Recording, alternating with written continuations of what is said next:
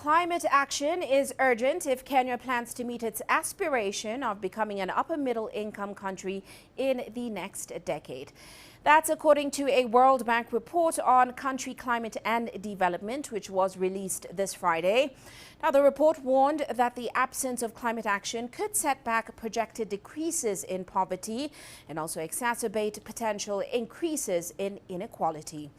It also pointed to the fact that Kenya does stand out amongst African and lower middle income nations due to its well-diversified and low-carbon energy mix, with about 90% of electricity generation coming from renewable resources.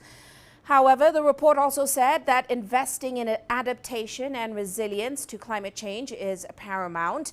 Earlier, we spoke to Dominic Revel-Duval. He's a World Bank senior economist about their findings. The impact in the next decade, we estimate to be somewhere between 1.25% and 2.5% on GDP. So that's up to 2030.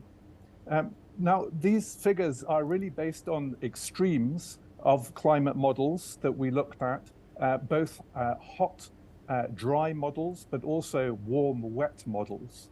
And so they, if you like, bracket the range of impacts that GDP can have in this first decade or in this next decade. Now, in terms of how it transmits, then it's really through the economy, through particularly agriculture, which is very vulnerable to climate change. And finally, I'd like to make the point that because poverty is uneven across Kenya, the impact it will have is actually mainly on people who are already poorer. That will be particularly in the north and the Asal areas of Kenya.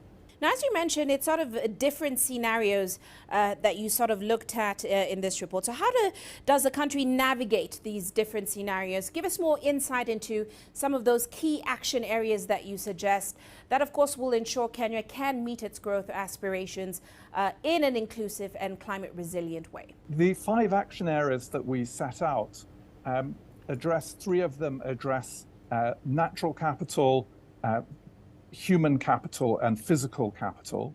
So on the natural capital side, it's going to be really important for Kenya to protect its agriculture. That is the most vulnerable sector.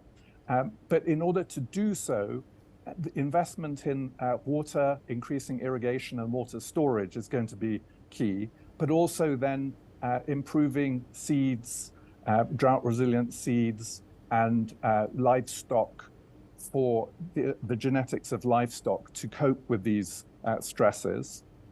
But there are other things, also universal services, health, education, and water and sanitation are going to be key because the disease burden will go up. So health and water, very important there. But education also will help in improving the skills for the green economy. So that's another area that Kenya can invest in order to become more resilient.